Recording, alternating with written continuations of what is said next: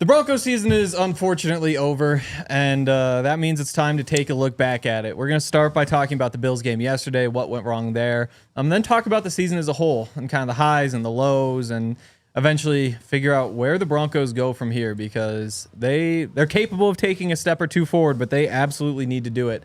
That's the plan for today. So join us in about 30 seconds.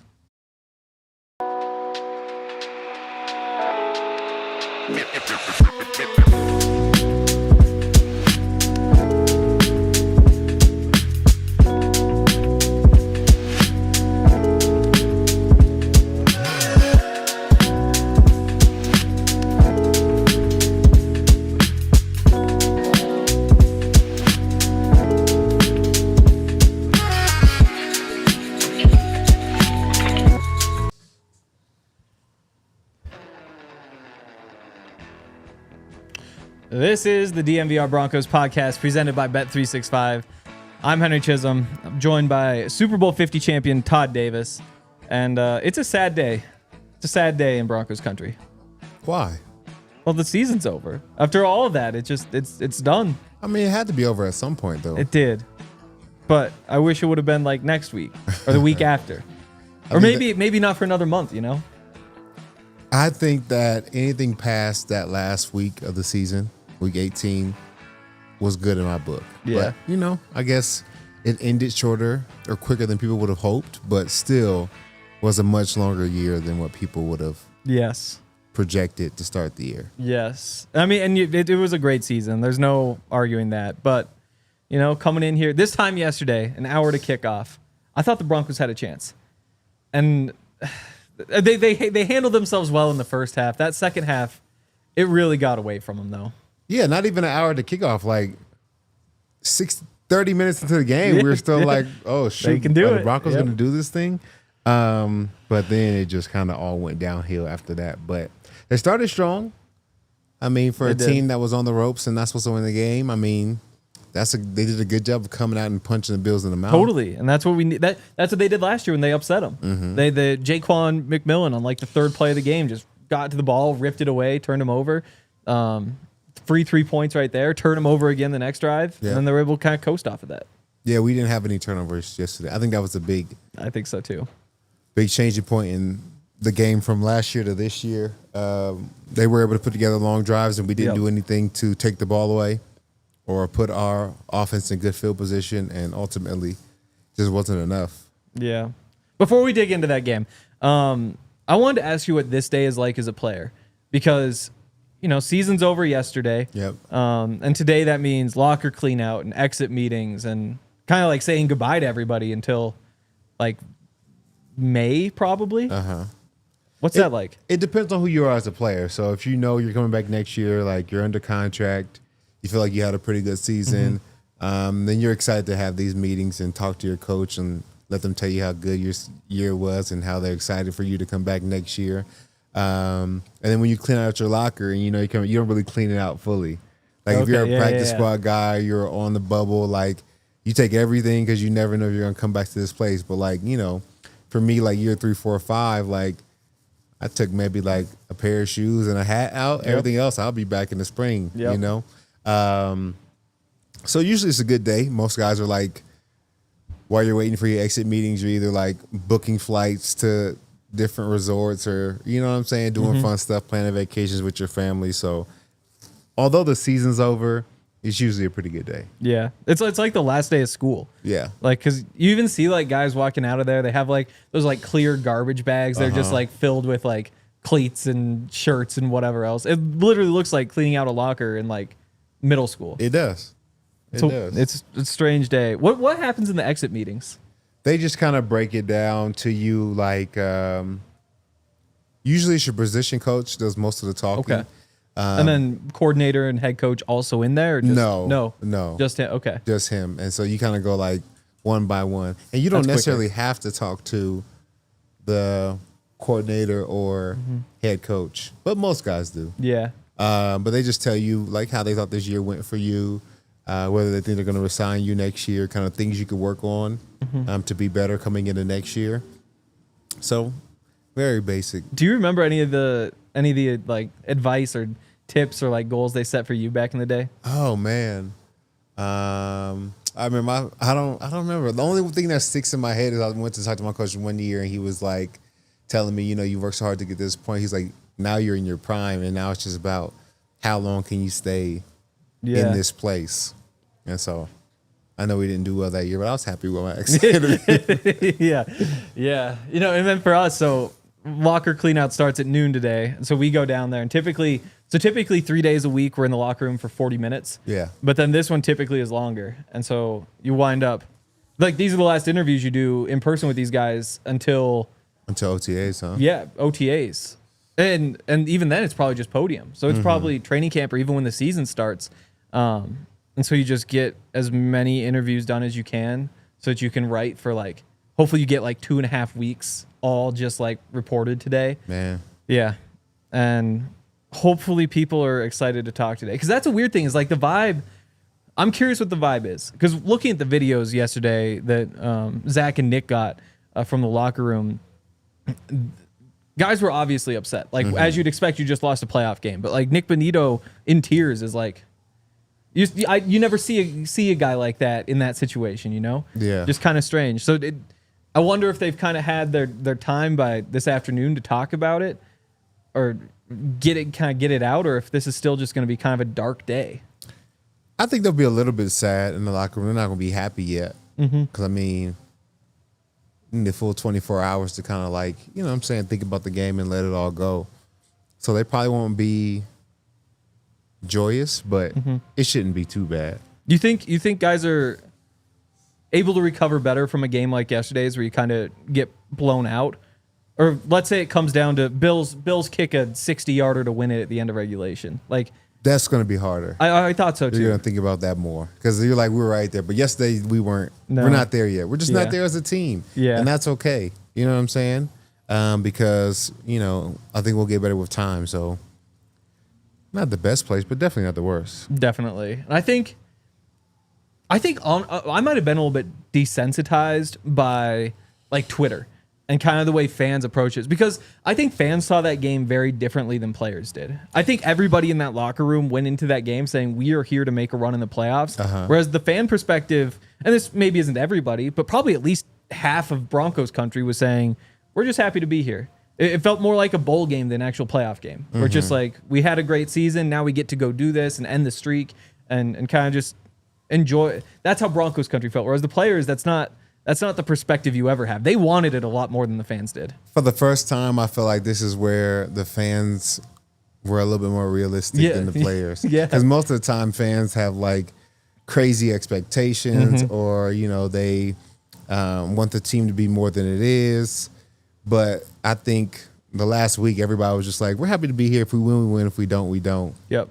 And that was the most realistic I had seen the Broncos fan base in a long time. Yep. I think so too. And they were right because things did not go well yesterday. And I guess we might as well just jump into that game. I think what went wrong yesterday? Like what missed the field goal? That we was. don't. I promise you guys, if we don't miss that field goal, I think maybe we don't win the game, but it's not 31-7. Yeah, and giving them the ball right after halftime is tough. It's hard to pick just one thing, but I kind of agree. Where it's just like you make that field goal, then at least you're in this battle. But instead, what happened was the Broncos went 3 and out their first 2 drives of the second half. Next time they got the ball, it was 28-7. Game was basically over. And again, offense, you can't be going 3 and out. Also, the defense, they gave up points on every single drive except for 2. One of them was when the Broncos used the fake punt, got better field position, still had to punt, pinned him at the 1-yard line. Yep. They weren't able to score on that drive. The other one was when they knelt out the clock at the Broncos' 10-yard line at the end of the game. So, to me, it's hard to just pinpoint what went wrong, because it really did feel like it was just in every way the dams just kind of broke, and it was painful. Yeah, it was bad. I mean, like, yesterday we couldn't tackle. I think that was a big thing. Every time the Bills had the football, I felt like they were falling forward for 3 or 4 extra yards. It wasn't like huge chunk plays. No. It just they were able to sustain drives with falling forward, getting first downs, being able to have 3rd and 1s, 2nd and 2s. Like, you just can't play winning football like that. Yeah. I mean, the only real chunk plays they had, And they aren't even like massive chunks. We're just occasionally they'd run those crossing routes and get all the way across like the middle of the field and pass the line, and then they just hit that. And they was able to extend plays so long. I think it was just a whole list. And I think that part of it's a little bit disheartening because it really was. It showed how far the Broncos are from being a contender for a Super Bowl, because it did feel like the offensively in the trenches, maybe the Broncos held their own. Bo Nix wasn't under crazy pressure. The running game was fine. It was a little up and down. Outside of that, the receivers were dropping passes. The running backs had a fine game, I guess. But defensively in the trenches, you're getting manhandled. The cornerbacks had probably their worst game. Pat probably had his worst game at a bad time. PJ Locke, that entire secondary just didn't really click the way you needed it to. It just felt like there are so many different things that need to get cleaned up before you're ready to go beat a team like that. When we talk about stopping the run, like when you can't stop the run, it feels like everything else gets so much harder to do. Yeah. And your eyes are out of place because you got to watch and help and run support if you're a DB or a safety. And so the one time that is not a run and I've been helping all game, okay, now they're going to play action pass. Okay, now I'm a step behind because I was worried about trying to stop the run. So that's why I feel like the game was out of whack in so many areas, because first and foremost, defensively, we didn't stop the run. And when you can't stop the run, I mean, it's going to go how it went yesterday. Yep, definitely. Before we get deeper into this and kind of talk through this whole season, because again, it just stakes for such a great season to end on such a sad note. I'll give a shout out to our friends over at Mando. Mando is a men's deodorant brand. It's hyper focused on keeping every aspect of a man's body smelling fresh and clean, and they mean every aspect. They want you to help. They want to help you actually make your pits, belly buttons, balls, butt cracks, grundles, and everything else you can think of. Important. Yeah, it is important. It's very important. Their scents are geared towards men with options like bourbon leather, Clover Woods, Mount Fuji, Pro Sport. I still need to get my hands on the Mount Fuji one because I'm not really sure what Mount Fuji smells like. And, just buying some Mando's a lot cheaper than making the trip out to Japan. So Mando's got all sorts of great stuff. They have all sorts of different products. It's not just deodorant. They have all sorts of different things. You can go check them out. Again, they're clinically proven to control odor better than just a shower with soap. 12 hours after a shower, the average men's grundle odor level was a 5 out of 10. With Mando, Wow. grundle odor level is a 0 out of 10. So you can't argue with those results. Mando's starter pack is perfect for new customers. It comes with a solid stick deodorant, cream tube deodorant, 2 free products of your choice like mini body wash and deodorant wipes, free shipping. As a special offer for listeners, new customers get $5 off a starter pack with our exclusive code. That equates to over 40% of your starter pack. Use code DNVR at shopmando.com. That's SHOPMANDO.com. Please support our show and tell them we sent you. Smell fresher, stay drier, and boost your confidence from head to toe with Mando. It's Mando.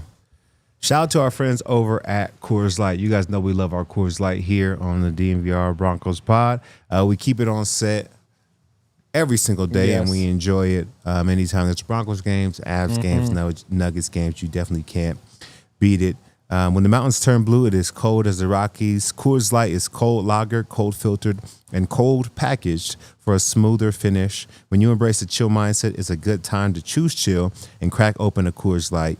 Coors Light is mountain cold refreshment, crisp and refreshing as the Rockies. You can get Coors Light delivered straight to your door through Instacart by going to CoorsLight.com/DNVR, or you can find it pretty much anywhere that sells beer. Celebrate responsibly. Coors Brewing Company in Golden, Colorado. Jumping back in, Bet365 presents this podcast. We are live in the Toyota Lounge. I want to get into the defensive trenches real quick before we go back to the season, because Broncos had the best pass rush in the NFL this year. Yes. 63 sacks, most in team history, by far the most in the NFL. Does yesterday's game change your opinion of that pass rush at all? Do you feel any worse about it going into next year? No, I think we had, a good year, and then we got after Josh Allen a little bit yesterday as well. I don't think one game is going to define this unit, and I still think this unit is good enough to be a huge piece to the puzzle moving forward. Yep. Like, I don't think this is a game after this game, like we got a clean house. That's not what I saw yesterday. I think they're still talented. Could we have had a better game? Absolutely. I just felt like there's a couple things we got to clean up, and it's not just the front four. I think it's the front seven. Yep. That could have done a better job stopping the run yesterday. Yeah. And I mean, they still did get 2 sacks, which makes them the 4th team all year in 18 games now. They've gotten multiple sacks against the Bills. Maybe I just didn't appreciate the Bills' offensive line enough. Because you look through it, and it was the healthiest offensive line in the league, which always helps your numbers. You have Josh Allen, so you see 14 sacks, and it's like, okay, well, this guy breaks tackles, he's escaping, he's getting the ball out quickly, whatever it may be. But that offensive line really was good. They're good, yeah. It makes me, I don't know. Sometimes you have the best at one thing go up against the best in the other, and it just doesn't work out. And it just stinks in the NFL that it's a 1-game sample size. Because, like in the Nuggets in the playoffs, like you go out there and say, like, the Nuggets center is Nikola Jokic, whoever other center, they're playing the Clippers, it's that Zubac guy. It's like there might be a game in a 7-game series where it's like Jokic is 10 of 26 from the field. And it just doesn't really work out. And the rest of the time, he's killing them. In the NFL, you just get that one chance. And I wonder if you play this game again, if things in the trenches go differently. If the Broncos are able to bottle things up there. Because that really was the strength of the entire team, is just like probably that front 5 and the way that they were able to get pressure, shut down running lanes. And it just didn't click yesterday. No, it didn't click yesterday. But I think if we played this game 7 times, I think the Bills might win 6. Yeah. In a similar fashion. Not 200 yards rushing, but I think over 100 yards. And if it's not that, then maybe it's the passing, or maybe it's the Yeah. I just think we're not there as a team yet. But, specifically talking about the front 4, they've been dominant all year, from Zach Allen to DJ Jones to JFM to Malcolm Roach. I mean, and then you guys, the guys on the outside, Nick Benito, Jonathan Cooper. Jonah Ellis looked really good for a rookie this year. Yep. I mean, we really have a really good unit. Tillman looked really solid coming from practice squad and being elevated. Game. Yeah. He had a great year. I think anytime that he was elevated and got an opportunity to play, he really played well. Yep. So I think ultimately we have talent, we have depth, we have young players. So I don't think there's anything we need to do right now to shore up the front 4. Yep, I agree. Let's jump back to the beginning of the season, just kind of talk through this. You head into training camp with the quarterback competition. We all thought that Bo would probably win the job, and things would kind of be skewed in his favor. Maybe a little bit of a slow start the first week or two, but then by the end of camp, he was the best quarterback. You see things like the 27-2 win over the Packers in the preseason, 38-12 against the Cardinals, and he had a couple moments there. And that's when we kind of realized that Bo was the guy. Now, you obviously had a different perspective because you were coaching. You were interning with the Broncos during training camp and through those games. I'm curious if you saw the same things out there or if things look different from on the field. No, I think we, being the coaching staff, knew that Bo was the guy. And I think it was less of a competition than it was made out to be. Yeah. I think very, very, very early on we knew who was going to be a starting quarterback from the Denver Broncos. No, but it just seemed like he handled everything well, from the complexities in the playbook to being able to articulate the plays to the players. He just felt like it wasn't his first rodeo. What about the cornerback competition? That was Riley, real. Yeah. That was real. But I think Riley just went out and, outcompeted everybody. Yeah. He just had, so many good days. Like they always talk about stacking days. And he was able to stack good practice after good practice. Then the Green Bay Packers come in and he locks down all the receivers and continues to have good practices. I mean, he outright won that job. He did. And that was a crazy day. And I think that's one where, who was it? It might have been Court. I think it was Court who was just talking about it. No, it was Pat. That's who it was. He was talking about the defense and saying there were those 2-minute drills at the end of the practice with the Packers. First one, Packers have the ball. So the Packers are going obviously against the Broncos defense. Yeah. 3 and out, it's over. Yeah. And so they're like, well, we got time because it's going, might as well do it again. And they do it again. And Pat said that was the moment he knew that this defense was like for real. Yeah.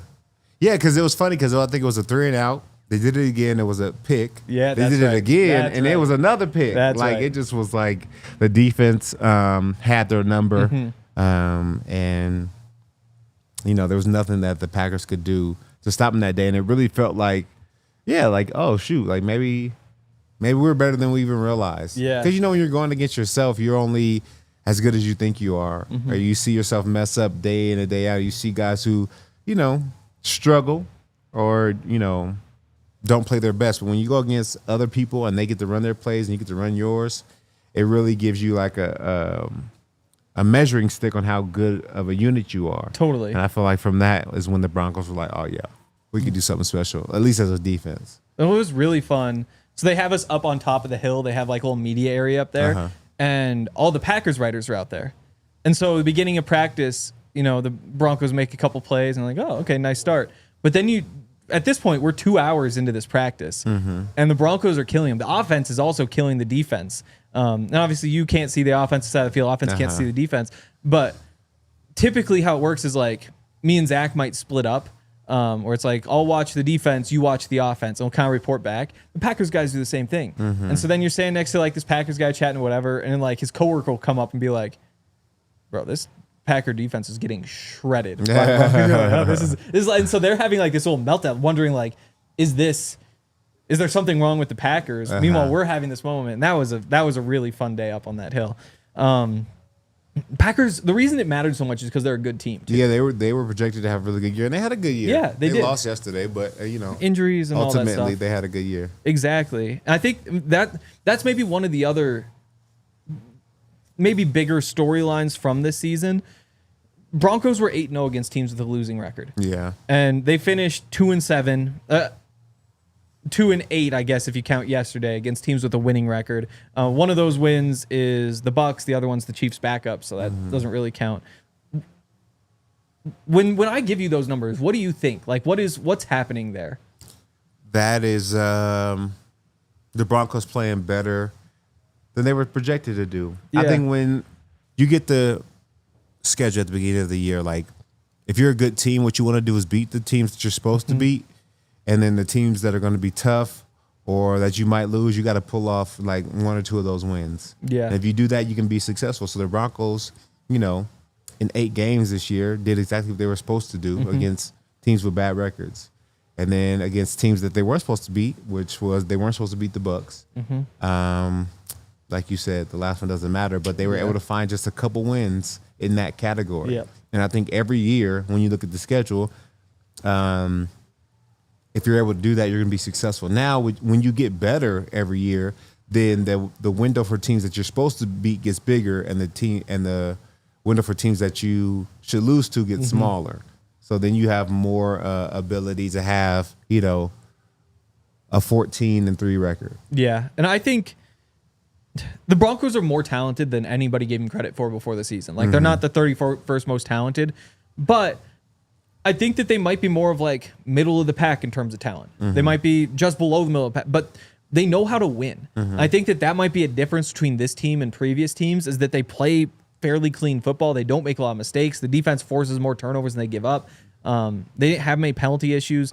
And I think that in some ways they might have just maximized themselves. So when they play a team that also, is maybe middle of the pack talent-wise, they beat them because they just know how to play good, clean, smart football. But when push comes to shove and you play a team that has, I almost said 5 All-Pros, but that's the Broncos who got the 5 All-Pros. But you know what I mean? Like guys who just have playmakers all across the field, there isn't much that you can do. Eventually the speed advantage here makes a difference, or the strength advantage here makes a difference, and they just can't quite overcome it. I think the foundation seems to be there. Like they play good, clean, smart football. It's just now filtering in more guys who can like raise that ceiling a little bit so that you can now lock down more receivers or, break away from good corners or whatever it may be. Yeah, like you said yesterday, I mean, like we're 4 to 5 players away from being like a really good football team. Doesn't mean that we're not a good football team now. We just need a couple more dogs to kind of continue to help us elevate as a team to be successful. And I think, we're not far away from that. Yeah. Jumping back into the season, you lose week 1 to the Seahawks. lose week 2 to the Steelers, and we give Zach a lot of crap for calling a week 2 game a must-win game. Those were dark times, though, because after you go down 0-2, I remember having conversations even at practice with like other reporters saying, where are the wins on this schedule? Because you've been told all offseason this team is no good. Yeah. And then they go out there and you watch them and you think like, oh no, they're no good. And so then you look through the schedule and say like, can you beat the Raiders? Can you beat the Panthers? Like we're talking Travis Hunter and those sorts of things because you're expecting to pick way up at the draft. But somehow the Broncos were able to bounce back from, that's a really, really low point that they were at. I want to go back and see our schedules and the wins and losses that we picked to start the year. That would be fun. Because I think all three of us or me and Zach or whatever, maybe had the Broncos going 12-5. Yeah. But we had them winning them first 2 games. Exactly. So I wonder if we got the rest of the schedule right, just minus those first 2 games. Yeah. But ultimately, those were really bad times, really dark times. And the percentages to make the playoffs from starting 0-2 are like single digits. So, the Broncos did a lot of good to fight and claw and scratch their way back into a playoff conversation. And I think it was that same week, like when they're down 0-2, I remember talking to Zach and saying, well, you and Todd just kept picking win after win after win. And I was like, I probably wouldn't have gone with 9-8 if you guys hadn't been like so excited, but I didn't want to be like the Debbie Downer. And now look at me. I picked 9-8 and they're 0-2. Yeah. Next thing you know, it turns out I was wrong. They won 10 games, not even 9. Yeah. Part of that turnaround though was that's when they went to the Greenbrier. So they went out to Tampa, beat up on the Bucks, which was kind of a turning point. Spend a week out in the rain in West Virginia before they go up to play the Jets. Win in the rain there. I believe that game was where Bo threw his first touchdown. I think, it was week 4. Yeah. He hadn't thrown a single touchdown. He gets one in that game. 12, 25, 60 yards in a touchdown. But a touchdown's a touchdown. You come back to Denver 2-2. Those stats for those first 4 weeks were crazy. Rough. It was a dark time. Oh, my God. And that's why I think towards the end of the year, it was tough to put him in the Rookie of the Year conversation because it just started so bad. And so he just had like such a hole to crawl out of, just like the Broncos. I mean, as a team, they had the same hole to crawl out of, but it was bad. Yeah. His numbers would have looked so good because he started with a touchdown and 4 picks. Yep. Imagine just taking all that out of the numbers. It would look much better. That 12 of 25 for 60 yards game, take that out. Numbers would have been much better. That's how it goes, though. And that's why Drake May finishes, I think, 4th all time in completion percentage for a rookie. Well, they let him sit the first half of the year and learn. Like if he had gone out there week 1, I doubt he's setting that record. Or not setting the record, finishing top 5. Probably not. Yeah. Yeah, because, there's a learning curve to the NFL. And, sometimes you're able to sit back and learn and get over that curve. And sometimes you got to dive into the fire and learn within it. So, but I think Bo's now battle tested, though. Yeah. So we'll see what happens. Yeah.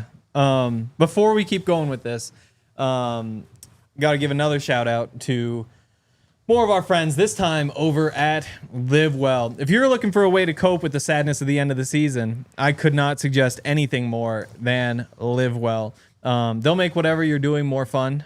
For the most part. I guess there are a couple things you should really avoid the Live Well for. But in general, their cannabis stores are the best, and they strive to make cannabis accessible to all. They believe everyone deserves to live well. They've got 25 convenient Colorado dispensary locations, a premium selection, expert service. They're knowledgeable and supportive, and they're just there to help you with your journey. They have anything you could ask for, whether it's cannabis, flower, edibles, concentrates, so much else. They have the price match guarantee, and then just a whole bunch of different options. They have the P3 infused joints and infused blunts for the solo challenge or a group session.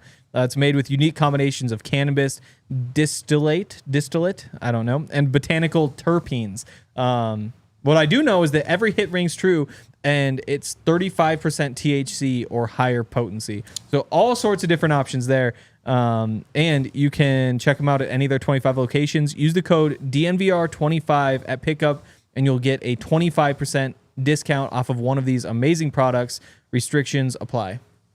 And shout out to our friends over at Circle K and their Inner Circle program. Hey guys, if you love snacks, I think there's no place better to get snacks than Circle K. Yep. We used to have a big thing of snacks in here, but they just kept getting eaten by all our lovely co-hosts and colleagues. Phenomenal snacks. You guys can't go wrong. Whatever you're into, chips, cookies, all the snacks, candy. Circle K will definitely have you covered. Their Inner Circle membership is a free membership, easy to download. You enter your email and phone number to be fully enrolled. After that, all you need is your phone number to get the deals.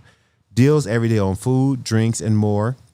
Sign up for the Inner Circle with Circle K and receive 25 cents off per gallon on your next 5 fill-ups. You can download the Circle K app and sign up for the Inner Circle for exclusive offers. New offers, purchase clubs, and sweepstakes are uploaded weekly. All right. Reminder, this podcast is presented by Bet365. We're in the Toyota Lounge, and we'd really appreciate it if you guys would give us likes and subscribe and comment. And also, wherever you get your podcast, whether it's Spotify or Apple or whatever, subscribe and give us 5 stars because that really does help us out. Okay. Let's continue with this. We can move a little more quickly, but you end the losing streak to the Raiders, beat the hell out of those guys. Yep. Lose to the Chargers, 23-16, and then you start your back-to-back first against the Saints from the NFC South, the Panthers from the NFC South.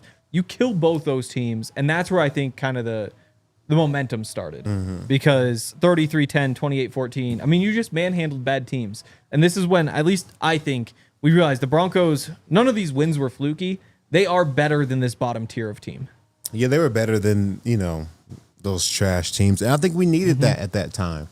Like, I don't think that would have been a good time to play, the Bills and the and the Bengals, even though the Bengals were struggling. Like, we needed some good quality wins against even bad opponents for everybody in their locker room to understand how talented we are and what we could possibly do with this year. So when you look at the schedule, or when I look back at the schedule, I'm grateful for how it was mapped out and how everything worked out and where it put us as a team at that time. Yep. And speaking of teams you don't want to see, the Broncos were 4-4 heading into a game the next week against the Baltimore Ravens, thinking, hey, this could be the chance where we show everybody that we are a great team.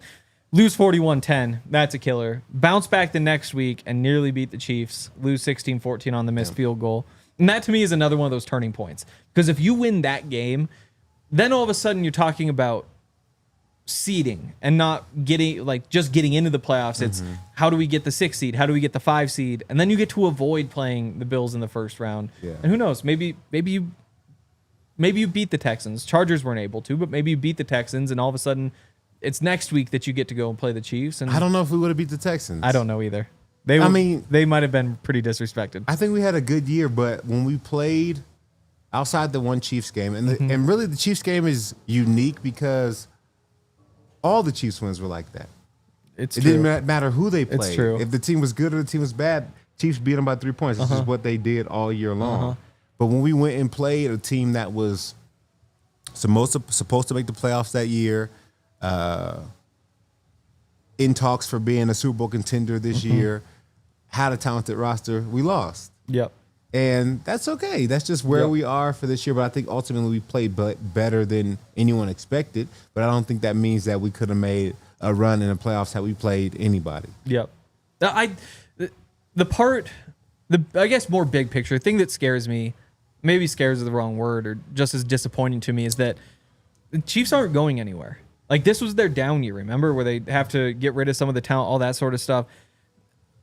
If the Broncos do great this offseason, this next 5 years go as well as they could, you still might only win the division like twice because the Chiefs have won 9 in a row. Like, any time that you're able to unseat them over the course of what Mahomes is 28, 29, over the next 8 years, it's going to be a massive achievement. And so you're just going to be playing those tough matchups in the first round on the road more often than not, even if things go really well, which stings. And that's not even to mention the Chargers could improve too. Not even. Yeah, that's the team I'm thinking about. It's like the Broncos. I think we're legitimately 4 players away from being Super Bowl contenders. The Chargers are 2. Yeah. If the Chargers get a legit running back and a wide receiver, what if they're the team that goes and trades for Tyreek Hill? I mean, that's not what we want. No, it isn't. No, it isn't. We got to talk to Goodell, maybe try and block some trades or something. No, but they're a talented team. Yeah. And I think they lean on their running game, and they're just missing a running back that can go the distance, I think, just like we are. Exactly. I think you're right. From there, the crazy game with the Browns. At that point, I guess the next week too, you beat up on the Colts, pretty much end their season. They need one win in the last 3. You blow the lead against the Chargers. You come back but can't finish things off against the Bengals. And then finally you beat the Chiefs at the end of the year. That final stretch, I think it was pretty disappointing. It was. And because that would have been your opportunity. We talk about like can they beat good teams? That would have been your chance to prove like, hey, we beat the Chargers and we beat the Bengals. I think the vibes right now would be very different. Instead of saying like you know how to win better than most teams in the NFL, but you just don't have the talent to make that matter against, in the grand scheme of things, when you get to the playoffs. All of a sudden we'd be saying like you are primed for a run because you can beat some of those teams. And that doesn't mean you can beat the Ravens or the Eagles, but it does mean that there's only a handful of those teams that really should scare you. And to kind of end the way it did, that's the part that I think leaves a little bit of a sour taste. And the only team that we beat with a winning record that we legitimately beat was the Bucks, and they are out the first round. Yep. Like, I think what you said earlier in the podcast was just true. Like, we're not in the tier of the Panthers or the Saints, but we're not in the tier of the Bengals and the Ravens either. Like, we're somewhere in the middle, but I think our trajectory is the best out of any team in the middle of the pack right now. Yeah. It's a really smart team. I think Bo is he's figuring things out. I think the offensive line, the things they do, I think that's a smart group.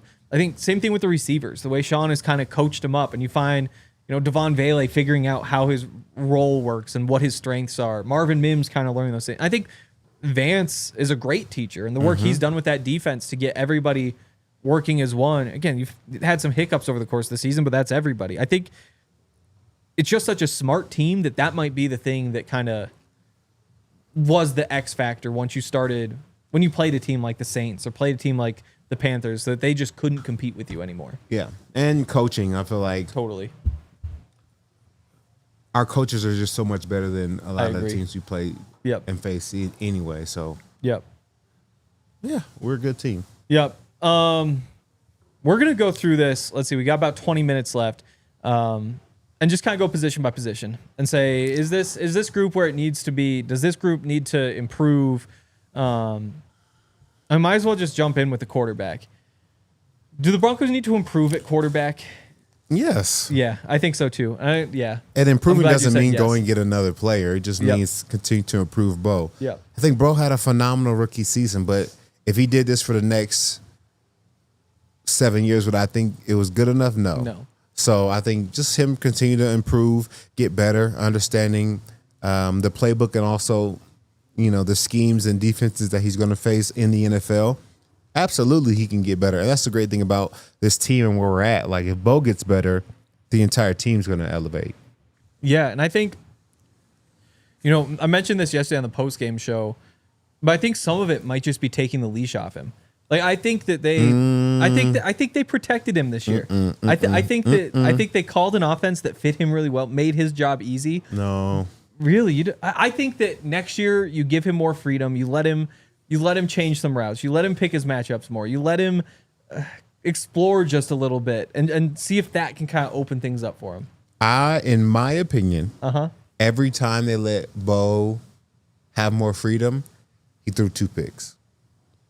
When I look at the film on the games where he had no interceptions versus the games that he had multiple interceptions, it felt like he was winging it.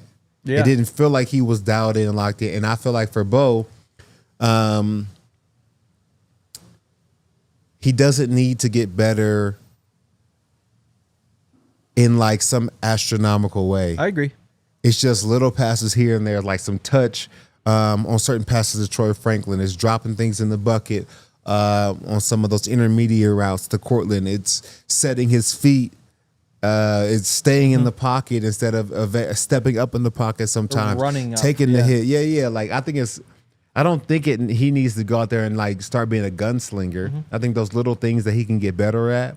will help his game in a huge way, and it doesn't have to be him playing like Patrick Mahomes. Okay. Or taking deep shots all day like Joe Burrow. So, Bo Nix led the NFL in passing attempts where he was moving at least 8 miles per hour. So there's some of that where who next gen stats. I know it's why I've known for a month and decided it's not worth it. But just while we're on it, who is even watching him throw and then also like, I wonder how fast he's going right now. Let me go and get those stats. Next gen stats. Shout out Amazon. That's crazy. I know, but so I think the more I think about it, which I shouldn't be thinking about at all, I guess, but you roll out and you throw on the run. That happens. He has this habit of like running forward in the pocket and throwing like. Making that an on the run throw, not just stepping up, but running into the throw. It's just like you don't need to do that. I think that's the kicker that makes him throw more of those than anybody else. And what is 8 miles an hour, a jog? Very random. It's tough to put in perspective.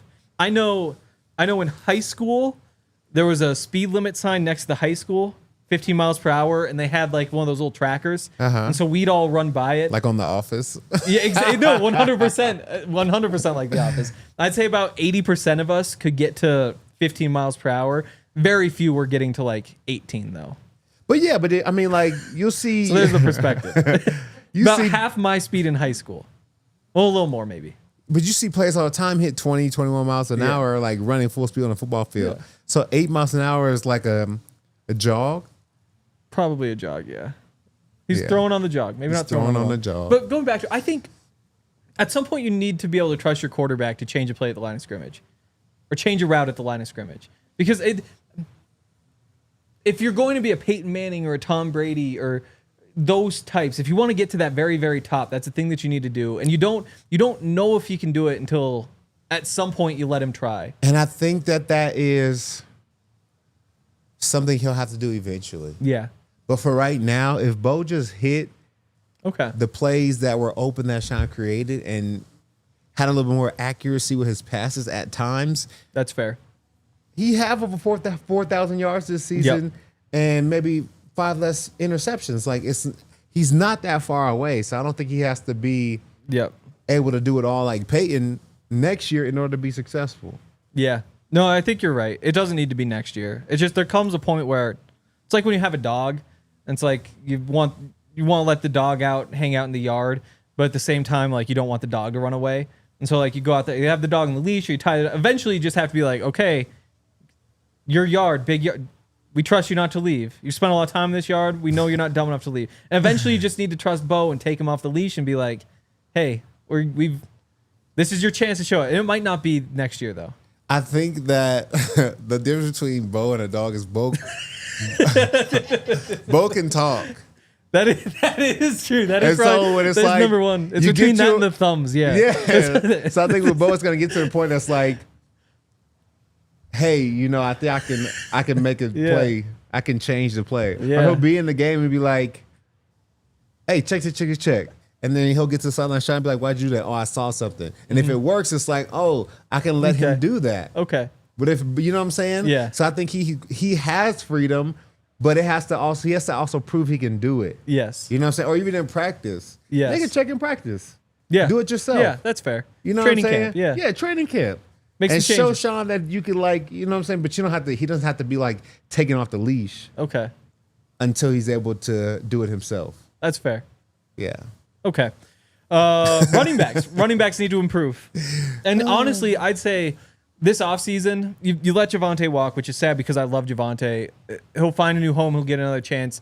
You still have Bidet. You've got Jaleel. You've got Estime. I add a free agent to that group. I add a rookie to that group and let them compete.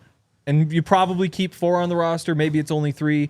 But I think if you follow that plan, you're going to find a solid running back next year. Yeah, I think a free agent for sure. Yeah. A rookie. We've gotten a couple of rookies every year, right? Yeah. I don't know if we need another rookie. I mean, you always bring in a rookie running back. That's just something you do. Yeah. And it's a deep class. And Worst case scenario, it's a 5th, 6th round, I think if you bring in a rookie, you bring in a rookie like top tier. Oh. Very good running back. Like he's coming into. Yeah. Let's say you sign Aaron Jones in free agency, $8 million a year. Then no. Genty's there at pick No. 20. You don't can't do it? both. You don't can't do double it? dip. Okay. No, that's not necessary. You talked about how many You'd guys have a we good have on running this back. team. We have guys on this team, though, that could pair with an Aaron Jones and try and be successful, but we don't need to bring in two running backs. I think we either get a top-tier running back in free agency or we get a top-tier running back in the draft. Offensive line. Nothing. Nothing. Maybe Okay. a center if one's That's really the one cheap. hesitation. And I think so. The tough part is not only are you set with your front five, I like the depth. Like with Palshevsky, you'd have to give Matt Parrott another contract. If those are your two backup tackles, you feel good. You get Quinn Bailey back. He plays tackle. He plays guard. Yeah, Quinn, yeah. Forsyth, Gargiulo, eventually, like, those are young guys who you would like to see get a shot at center if for some reason you need to give somebody a shot at center, you know? Like, you have some developmental guys. I wonder, though, if there's a center the Broncos really like, and I haven't dug too deep. Dre says there's nobody worth a first-round pick. But if there's somebody they really like there in the second round, I don't think it'd be a bad idea just to go get that guy if you think there's some sort of freak athlete there. That's not a problem with me. Cool. Same page then. Tight ends. You got to get a tight end. Yeah, you got to get a tight end. I think the current group of tight ends, if those are your 2, 3, 4 in some order, I like it. Because I like the versatility, different skill sets. I think Adam Troutman could be a good tight end too. And you could bring in whoever you want for the others. You got to find somebody who changes the games though. Yeah. And that's a pass catcher that just adds a little bit more change up to your offense. Because right now, I mean, I don't know if teams really fear our tight ends. Totally. And I feel like we definitely need somebody who can go out there and be a mismatch against a linebacker or a safety. They don't have to win every time, but they're polished enough as a route runner to get open when Bo really needs to get us 5 to 7 yards of pop and, make some plays. So we have blocking tight ends. That's not what we need. We need a receiving tight end, a pass catcher, a threat over the middle, somebody to help Bo out. I think that could be really, really good for this offense. I agree. I go back to draft night. Broncos are on the clock. I wanted Brock Bowers, not Bo Nix. And I was wrong because Bo looks like a good quarterback. And if you flip that around, the Broncos have Brock Bowers this year. What are they doing in this draft class? Like, there's no quarterback there. It solves that problem. So they did the right thing, and I was wrong. But I haven't been able to get the thought of Brock Bowers out of my mind because he is such a monster. And it sucks that he's a Raider, but if you could find somebody like that, I agree. It totally opens up the offense. Yeah. Because right now, we see how much they use checkdowns. It's over and over and over. And sometimes the running back's able to go get something. Sometimes it's a loss of yards. If you have a second checkdown option, and it's a checkdown option that's, it's a guy sitting 5 yards downfield, 3 yards downfield and can turn and run, that just seems like a perfect fit with Bo. Yeah, a dynamic playmaker. Yeah. That can Run take after the catch guy. Yeah. Big yak guy. Yeah, because there's so many ways you can use a blocking tight end. I mean, a pass catching tight end, whether it's fake blocks or tunnel screens. Like, there's so much you can do with a really good tight end. So, yeah, I agree. Receiver, last position on the offense. I'll say Michael Burton, bring him back. Good at his job. You're set at fullback. Receiver, though, there was a point a month or two ago when I thought I'd just run it back with the Broncos receivers because the rookies were kind of cooking. Marvin was coming into his own. I thought they had. I think this is a spot where you need more competition, and I would love to see them go get maybe somebody who turns into a number one. With Court there, you don't need a number one right away, but somebody who is super talented, somebody who can change games for you, and say that person, whoever he may be, combined with Court, those are your top two, and then if that's the case, you let everybody else compete. Troy Franklin, Marvin Mims, Devon Vele, Lil Jordan Humphrey, the things that he does, if you bring him back, he's a free agent. You let all those guys kind of shake out how they shake out, but you don't rely too much on them. Like I go back to now thinking if the Broncos take a wide receiver in the first round, cool with me. I think Cortland, Vele, Troy Franklin, Marvin Mims, and one more guy would be a crazy offense to try and stop. Yeah. And I mean like a big name or a top tier wide receiver. So I think we're pretty set. We have a couple young guys. I think we have a couple guys we'll probably lose this year free agency, but ultimately I think that we have young talent, we have veteran talent. We just need one more piece. Yeah. To be a really, really good unit. Yep, I agree. Now onto the defense. Let's start defensive line. DJ Jones is maybe the biggest free agent the Broncos have this year. I haven't gone back to see how he played in particular yesterday, but that defensive line as a whole played probably its worst game of the season, which is disappointing because to me that was the strength of the team. That front five was the reason they outperformed expectations, and it just sucks to leave the season on a sour note right there, where now I'm no longer pounding the table saying, bring DJ back, run it back, do the exact same thing over again. Because of one game? I still think it's the right thing to do, but I'm no longer... If the Broncos decide not to give DJ Jones $10 million a year... $10 million is a lot. It is, and that's what he was making before. And maybe you get him on discount, maybe he's worth more, I don't know, but... If they don't do it, I'll say, yeah, because you can spend that money elsewhere. You can draft guys. You can sign somebody cheaper. You can let Malcolm Roach expand his role. I still think I would absolutely bring him back, but I'm not going to, say, burn the team down if they don't do it. I think they could do some restructuring. $10 million seems a little high. I agree. But I think he's a solid player. If they are to be able to bring him back, then they don't need to do anything else. Totally. Like, that's the only move they need to make. And then you're sick in that, like, true defensive lineman with John Franklin Myers, Zach Allen, DJ Jones, Malcolm Roach. Yeah. And then Jordan Jackson filled his role as, like, the fifth guy pretty well. You can draft a guy. Or any. Matt Henningsen's still there. Like, you have guys who can fill that. So I think it would be awesome to make that happen. I do just wonder what that deal looks like with DJ. Because it's not even the money. It's also the length. Because... I think after this season, it might be JFM, Zach Allen, and Malcolm Roach are free agents. So what you don't want is to be so committed that you then lose somebody else or have to make tough decisions. So I think this is probably the biggest conversation of the offseason in terms of keeping or letting a guy walk is DJ Jones. Yeah, DJ Jones, and then you got to think about linebackers too. Yeah. Because I know we got technically 2 free agents right now, and then talk about Singleton coming back. He's going to need somebody to play alongside him. He is. And they tried to not make that matter. They tried to just go with that penny front and let him cover all that stuff, and he did a great job, but it's the NFL. You need 2 linebackers. And you're not getting Cody Barton for $2 million again. Like, he played well. He's a starter in the NFL, the defense player of the week. I'm not saying he's going to be $10 million a year, but he will be getting more than $2 million from somebody. And do the Broncos want to pay that? Justin Sternad, I'd love to have back. I think that he was the Broncos' best special teamer for a bit. Yeah. And if that's his role, if he's no longer a starter, like, I am more than willing to say we guarantee you the minimum salary plus a little bit more to be here the next 3 years. You know, stay here in Denver, run our special teams. We trust you as like our 3rd or 4th linebacker, depending on how things shake out. I'm not sure about starting, though. I think he'd probably understand. He started because of injuries. Yeah, you just got to hope that another team doesn't see him as a starter or somebody that could potentially be a starter. Because if they do and he wants to take a shot on himself, he's going to take that shot. And he should. Yeah. Yeah, so that's another one where there's questions. Do you think they need better play from their linebackers next year than they got this year, right? Overall, I thought their play was good. And then you throw in like the first 2 weeks of Alex just being incredible. Like that's part of the average. But you forget, like, when Alex went down, the very first game where Justin and Cody were starting, very first play of the game, Justin has a sack. Yeah. They go on to his first play.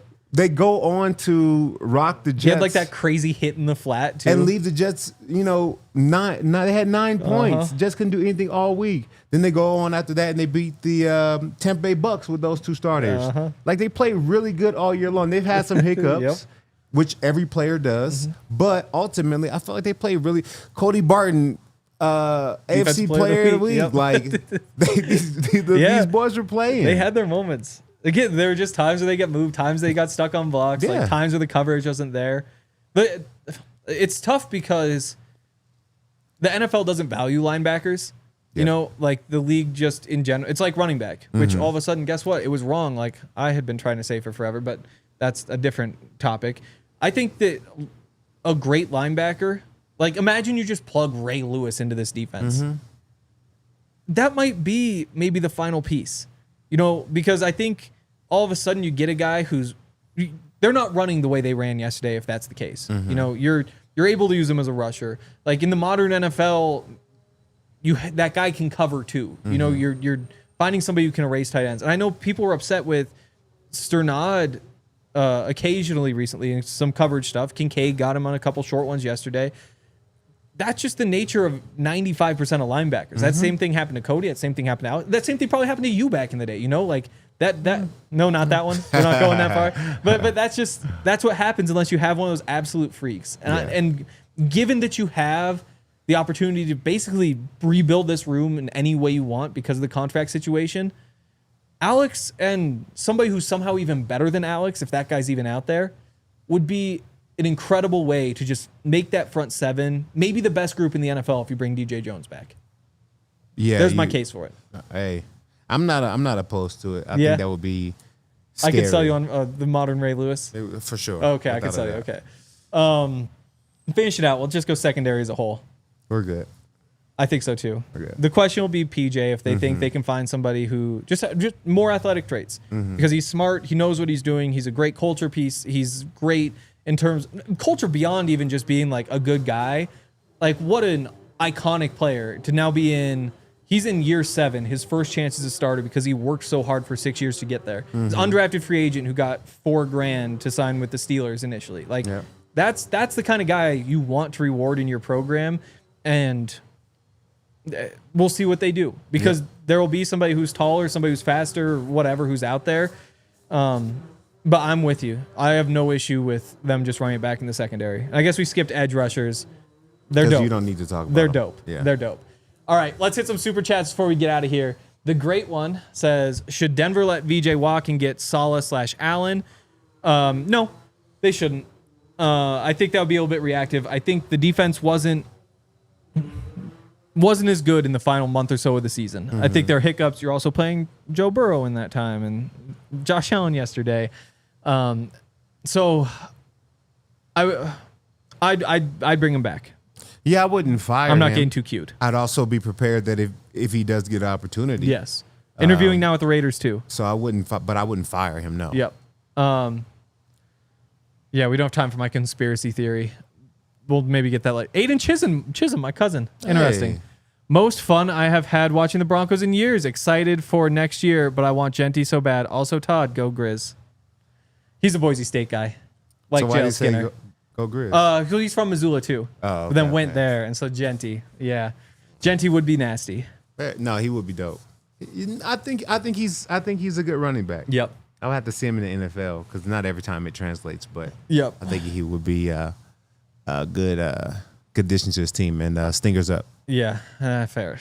No threat. Evan Heister says, sign T. Higgins, Milton Williams, and Nick Bolton. Draft Loveland or Warren in round 1. Omarion Hampton in round 2. If we can't get Higgins, who should we sign or pick up to improve at wide receiver?